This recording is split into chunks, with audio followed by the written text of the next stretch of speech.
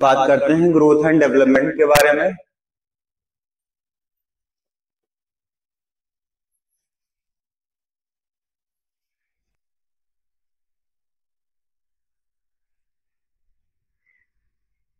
बात करेंगे क्या होता है ग्रोथ एंड क्या होता है डेवलपमेंट, और कैसे कैसे बच्चों में ग्रोथ और डेवलपमेंट क्या करता है, कैसे कैसे होता है। तो बात कर लेते हैं ग्रोथ की, कि ग्रोथ क्या होता है। ग्रोथ में हम देखते हैं क्या होता है कि मल्टीप्लीकेशन ऑफ सेल्स, क्या देखने को मिलता है, multiplications of sales.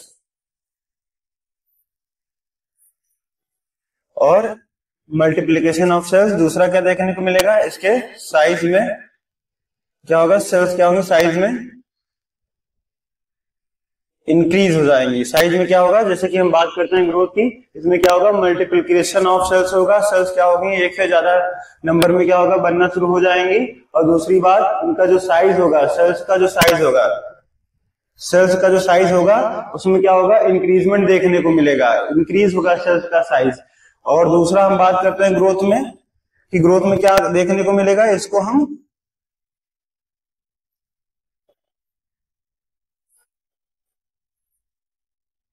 Quantitative major की तरह काउंट करते हैं, क्वांटिटेटिव मेजर में यूज करते हैं।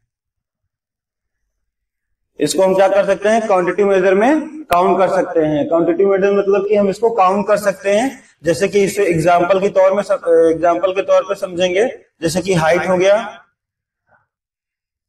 वेट हो गया, हाइट हो गया, वेट हो गया। तो जब हाइट और वेट की बात हो रही तो इसको किसमें मेजरमेंट करते हैं, सेंटीमीटर में और किलोग्राम, जैसे कि ये यूनिट यूज होंगी। तो अगर हम देखें कि growth and development multiplication of cells, cells का मल्टीप्लीकेशन हो रहा है, इसके साइज में इंक्रीजमेंट देखने को मिल रहा है।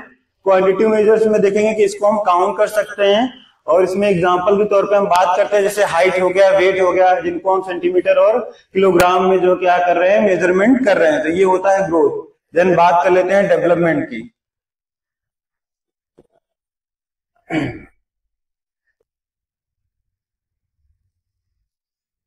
देन बात कर लेते हैं डेवलपमेंट की। तो डेवलपमेंट क्या कैसा है, डिफरेंस देखना, उसमें क्या था क्वांटिटेटिव था, इसमें क्या था क्वालिटेटिव, मतलब इसमें क्वालिटी वाइज प्रोडक्ट होंगे।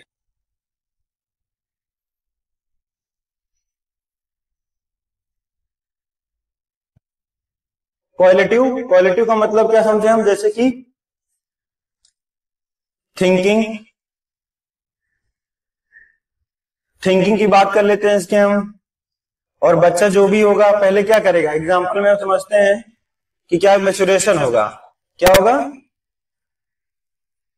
मैच्योरेशन स्टार्ट हो जाता है। तो मैच्योरेशन स्टार्ट होगा जिसकी वजह से क्या होगा कि जैसे कि इसकी थिंकिंग जो है, थिंकिंग एबिलिटी क्या होगी, थिंकिंग एबिलिटी में इंक्रीजमेंट देखने को मिलेगा, बच्चा अच्छा थिंक करेगा, जिसकी वजह से क्या होगा परसेप्शन,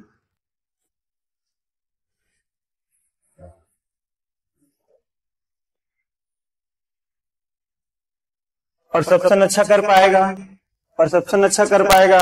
अगला, और बच्चा जिसकी वजह से कर क्या रहा है, एग्जाम्पल में अगर हम देखेंगे तो क्या करेगा, पहले बच्चा क्या करता है सिटिंग मतलब बैठना सीखता है, उसके बाद चलना सीखता है। तो ये सब डेवलपमेंट में हम काउंट करते हैं, क्या किसमें काउंट करते हैं, डेवलपमेंट में काउंट करते हैं। बच्चा क्या करता है, बैठना सीखता है, चलना सीखता है, थिंकिंग एबिलिटी उसकी बढ़ जाती है, परसेप्शन किसी चीज को परसीव करने की एबिलिटी बढ़ जाती है। तो ये सब किसकी वजह से पॉसिबल है, डेवलपमेंट की वजह से पॉसिबल है। अगर बात करें हम, तो जैसे कि बच्चा जब पहले किसी वर्ड को बोलना सीखता है, देन आफ्टर दैट कुछ समय के बाद जैसे जैसे डेवलपमेंट स्टार्ट होता है, डेवलपमेंट कंप्लीट होता है, तो देन क्या होता है सेंटेंसेस को बोलना सीख जाता है बच्चा। तो ये होता है डेवलपमेंट। नेक्स्ट हम बात करते हैं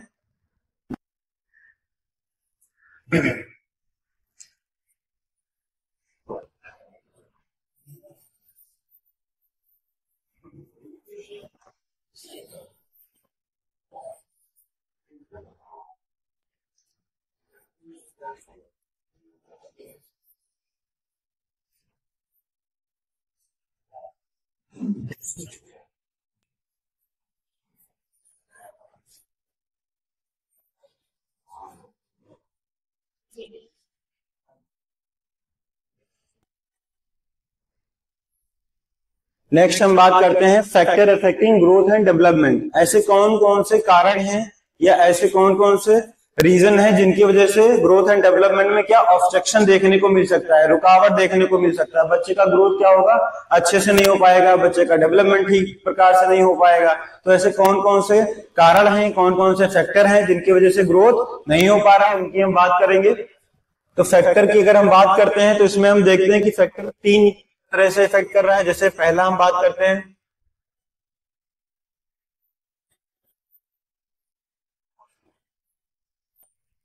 हेरिडिटरी फैक्टर।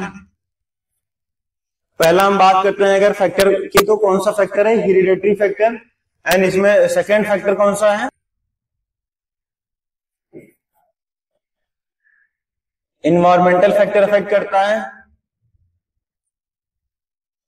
तो इसमें हम बात कर लेते हैं, इसमें क्या बेसिकली जेनेटिक के कारण क्या होगा, बच्चे में ग्रोथ एंड डेवलपमेंट नहीं हो पाएगा।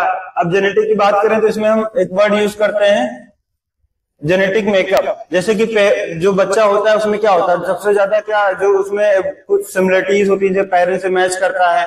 तो जैसे कि हेयर्स हो गए, आई हो गया है ना, तो ये सब किससे मिलता है उसको, पेरेंट्स से। किसी के जैसे ब्राउन आईज होता है तो फैमिली मेंबर में क्या होगा, उसकी जो आने वाली जनरेशन होती है उसमें क्या चांसेस होते हैं कि उसकी आंखें जो होती हैं भूरे कलर की होंगी, है ना। तो जैसे कि हेयर हो गया, हेयर का स्ट्रक्चर, ये सब उसको पेरेंट्स से मिलता है। तो ये हम इसमें बात करते हैं जेनेटिक मेकअप में। दूसरा अगर हम हेरिडिटी में बात करें तो जेनेटिक डिसऑर्डर काउंट करते हैं।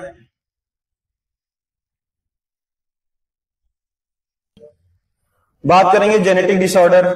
तो जेनेटिक डिसऑर्डर में हम देखेंगे इसमें क्या होगा कि जो भी जेनेटिक डिसऑर्डर है जैसे कि कॉज कर रहे हैं क्या, ग्रोथ एंड डेवलपमेंट में रुकावट, ऑब्स्ट्रक्शन क्रिएट करने। जैसे कि इसमें देखेंगे क्रोमोसोमल एब्नॉर्मलिटीज के कारण।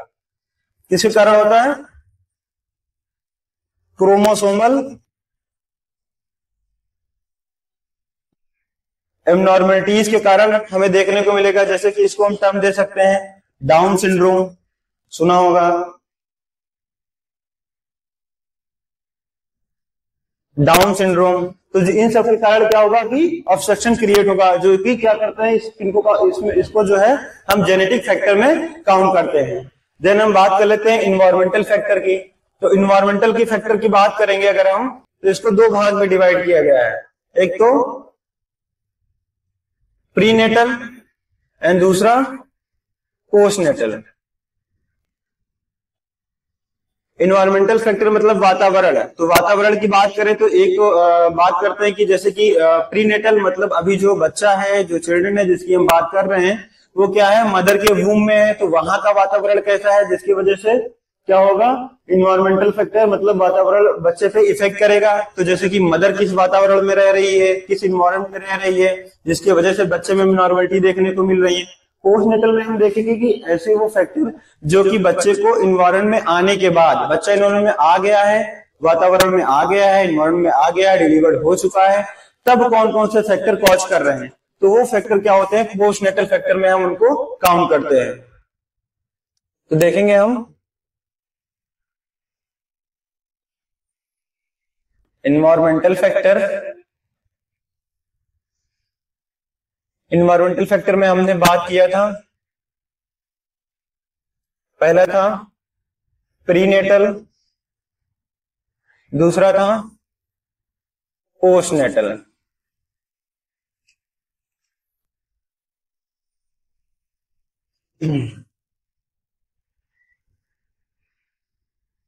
अब बात करते हैं प्रीनेटल फैक्टर की। तो प्रीनेटल फैक्टर में हम देख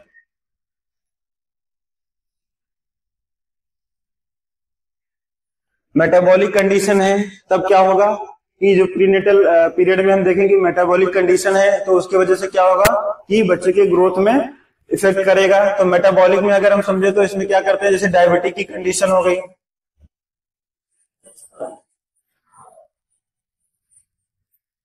डायबिटीज की कंडीशन हो गई, उसमें हम क्या करेंगे कि उसके वजह से इफेक्ट पड़ रहा है। देन नेक्स्ट हम बात करते हैं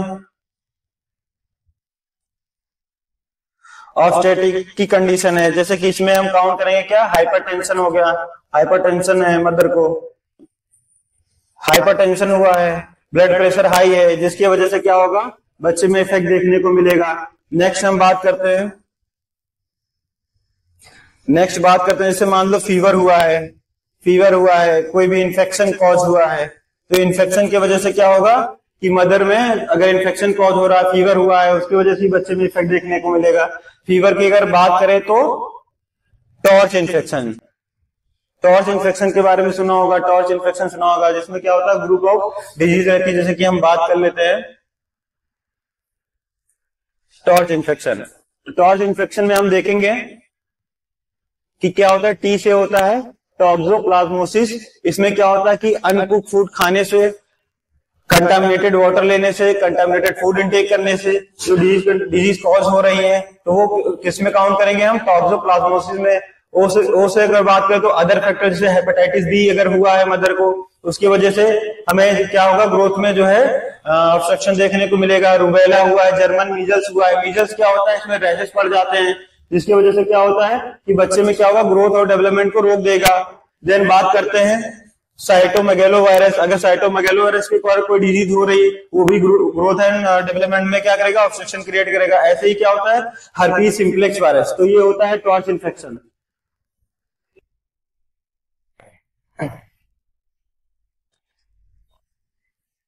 टॉर्च इन्फेक्शन, उसकी वजह से क्या होगा, फीवर हो रहा है, इन्फेक्शन हो गया, जैसे हमने डिस्कस किया अभी टॉर्च इन्फेक्शन के बारे में। देन हम बात कर सकते हैं इसमें ड्रग, मदर कोई प्रेगनेंसी के टाइम पे कोई ड्रग ले रही है, एंटी कन्वल्सिव ड्रग ले रही है, या फिर और कोई अल्कोहलिज्म का सेवन कर रही है, अल्कोहल का सेवन कर रही है, स्मोकिंग कर रही है, तो उसके वजह से भी क्या होगा कि मदर के जो हेल्थ क्या करेंगे, मदर को हेल्थ को क्या करेंगे, इफेक्ट करेंगे, जिसकी वजह से क्या होगा, बच्चे के जो स्वास्थ्य होगा वो प्रभावित होगा। तो ये हम ड्रग की बात कर ले रहे हैं। तो प्रेगनेंसी के टाइम पे हमें क्या करना है, ड्रग को इग्नोर करना है, नहीं लेना है ना। देन सबसे मेजर फैक्टर की अगर बात कर लें तो मेजर फैक्टर इसमें क्या है, न्यूट्रिशन। प्रेगनेंसी के टाइम पे अगर मदर न्यूट्रिशन सही से नहीं ले रही है, प्रॉपर डाइट नहीं ले रही, इंटेक कर रही है, तो भी क्या होगा, ब्लड की कमी हो सकती है, एनीमिक हो सकता है मदर, एनीमिक मदर है अगर सही डाइट नहीं ले रही है, और उसके बाद भी क्या होगा कि बच्चे को प्रॉपर न्यूट्रिएंट प्रोवाइड नहीं हो पाएगा। देन हम बात कर लेते हैं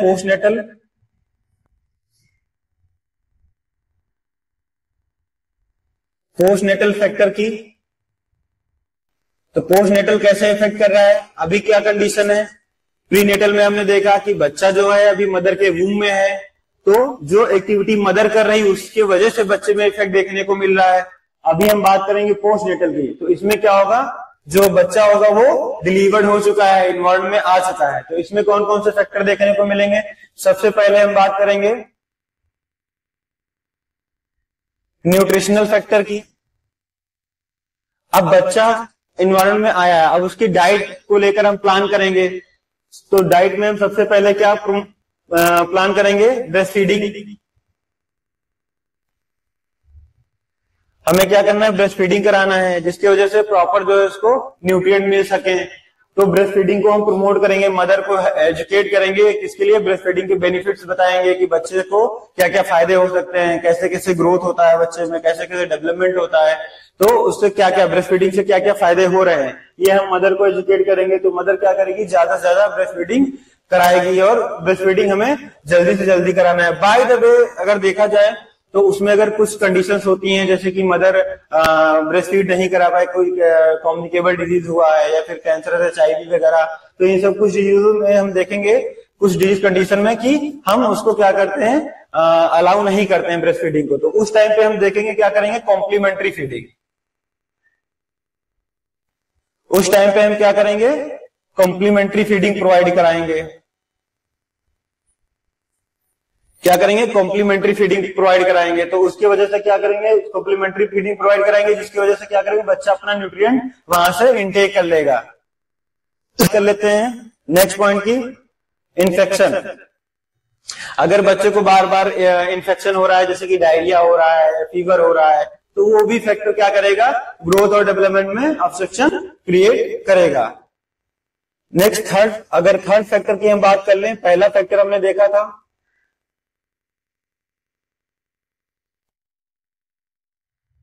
हेरिडिटरी फैक्टर, दूसरा हमने एनवायरमेंटल देखा। एनवायरमेंटल फैक्टर पे बात किया। एनवायरमेंटल फैक्टर के दो पार्ट्स में हमने बात किया, एक क्या प्रीनेटल, दूसरा पोस्टनेटल।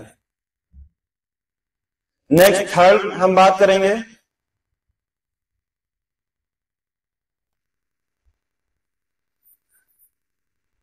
इकोनॉमिकल। इकोनॉमिकल मतलब फाइनेंशियल कंडीशन ठीक नहीं है, मदर चाहती तो है कि बच्चे को अच्छा डाइट प्रोवाइड कराएं, तो लेकिन अगर इकोनॉमिकल कंडीशन ठीक नहीं है, सोशल स्टेटस ठीक नहीं है, जिसकी वजह से मदर क्या है, डाइट प्रोवाइड कराने में सक्षम नहीं है, कैपेबल नहीं है, तो हम उस पर सबसे ज्यादा फैक्टर कौन सा इफेक्ट करेगा, इकोनॉमिकल। सोशल जो उसका कंडीशन है, सोशल कंडीशन है, जिसकी वजह से क्या हो रहा है, फाइनेंशियल प्रॉब्लम है, जिसकी वजह से क्या मदर डाइट प्रोवाइड नहीं करा पा रही है। अगला फैक्टर हम देखेंगे तो इमोशनल। इमोशनल फैक्टर भी क्या करेगा, कॉज करेगा ग्रोथ एंड डेवलपमेंट में। देन अब हम बात कर लेते हैं पीरियड्स ऑफ ग्रोथ की।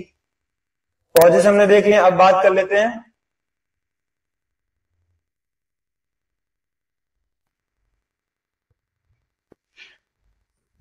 पीरियड्स ऑफ ग्रोथ की। तो अब पीरियड्स ऑफ ग्रोथ में कैसे कैसे क्या हो रहा है कि डेवलपमेंट हो रहा है। पीरियड्स ऑफ ग्रोथ में हम पहले बात करेंगे प्रीनेटल की।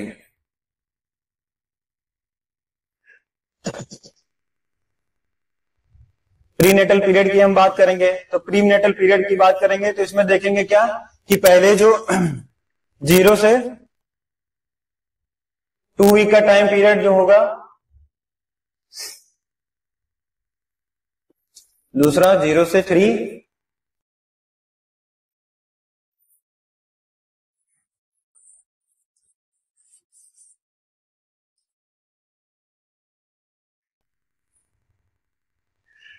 पोस्टनेटल पीरियड की बात करें तो इसमें हम क्या देखेंगे कि जैसे कि जो पहला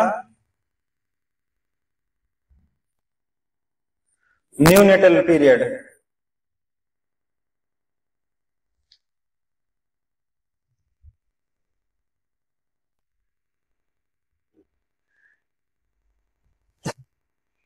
पोस्टनेटल पीरियड की बात करें तो बर्थ से लेकर 28 डेज तक इसको हम काउंट करेंगे न्यूनेटल पीरियड में। देन इसके बाद हम बात करते हैं 0 से 7 डेज तक, 0 से 7 डेज तक जो टाइम पीरियड रहेगा उसको हम अर्ली न्यूनेटल में काउंट करेंगे, अर्ली न्यूनेटल पीरियड में काउंट करेंगे। और 7 से 28 डेज तक जो टाइम पीरियड रहेगा उसको हम लेट न्यूनेटल पीरियड में काउंट करेंगे। तो 0 से 7 डेज का टाइम पीरियड जो रहेगा वो अर्ली न्यूनेटल में काउंट करेंगे। 7 से 28 डेज तक मतलब बर्थ होने के बाद 7 से लेकर 28 दिन तक जो समय है उसको हम लेट न्यूनेटल पीरियड में काउंट करेंगे। देन इसके बाद हम बात करते हैं इन्फेंट की। तो इन्फेंट की हम बात करते हैं तो ये इन्फेंट की अगर हम बात करते हैं तो बर्थ से लेकर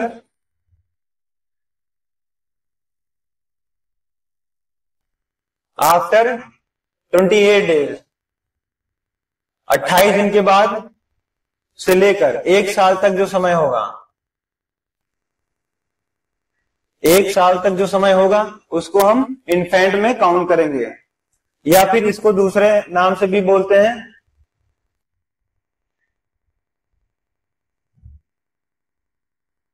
इन्फेंसी पीरियड। इसको दूसरे नाम से हम बोलते हैं इन्फेंसी पीरियड। तो इसमें क्या होता है कि 28 दिन से लेकर 1 साल तक जो समय होता है उसको हम इन्फेंट में काउंट करते हैं और इसको इन्फेंसी पीरियड के नाम से भी जानते हैं। देन इसके बाद हम बात कर लेते हैं टोडलर की। टोडलर फेज क्या होता है कि इसमें कौन सा टाइम ड्यूरेशन, कब तक टाइम, कितने समय तक हम इसमें काउंट करते हैं। तो इसमें 1 साल से लेकर 3 साल तक जो टाइम पीरियड रहता है, 1 साल से लेकर 3 साल तक जो टाइम पीरियड रहता है उसको हम टोडलर फेज में काउंट करते हैं। देन इसके बाद, और ये ऐसा फेज है इसी में सबसे ज्यादा बच्चे शैतानियां करते हैं, 1 साल से 3 साल के बीच में। तो उस फेज को हम समझ आएंगे कि टोडलर फेज है। देन इसके बाद हम बात करते हैं प्री स्कूलर की। तो प्री स्कूलर फेज हम किसको बोलते हैं? 3 साल से लेकर 6 साल तक समय जो रहता है, 3 साल से लेकर 6 साल तक जो समय रहेगा उस टाइम ड्यूरेशन को हम किसमें काउंट करेंगे? प्री स्कूलर फेज में काउंट करेंगे। देन इसके बाद हम स्कूलर फेज की बात करते हैं। तो स्कूलर फेज की बात करते हैं। स्कूलर फेज का जो टाइम पीरियड रहता है वो 6 से लेकर 12 साल तक, 6 से लेकर 12 साल तक जो समय है उसको हम किसमें काउंट करेंगे? स्कूलर फेज में काउंट करेंगे। देन इसके बाद हम बात कर लेते हैं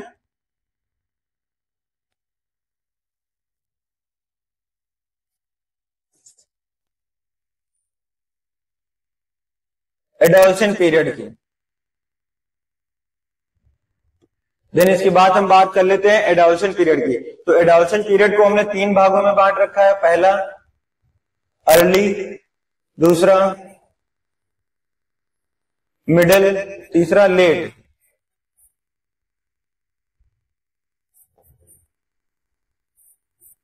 तीसरा कौन सा? लेट। तो जो अर्ली एडोलसेंट पीरियड होगा वो 10 साल से लेकर 13 साल तक, तो 10 साल से लेकर 13 साल तक। देन मिडिल जो पीरियड होगा वो 14 साल से लेकर 16 साल तक समय पीरियड होगा। लेट वाला जो होगा 17 से लेकर 20 साल तक।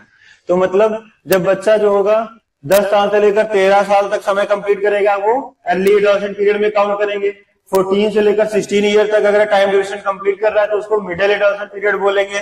और 17 से लेकर 20 ईयर्स तक टाइम पीरियड कंप्लीट कर रहा है तो उसको हम लेट एडोलसेंट में काउंट करेंगे। तो ये हो गया phases of adolescent period.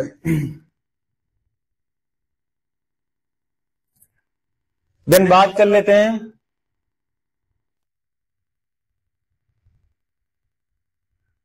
Laws of growth. तो इसमें हम देखेंगे कि ये कैसा प्रोसेस है।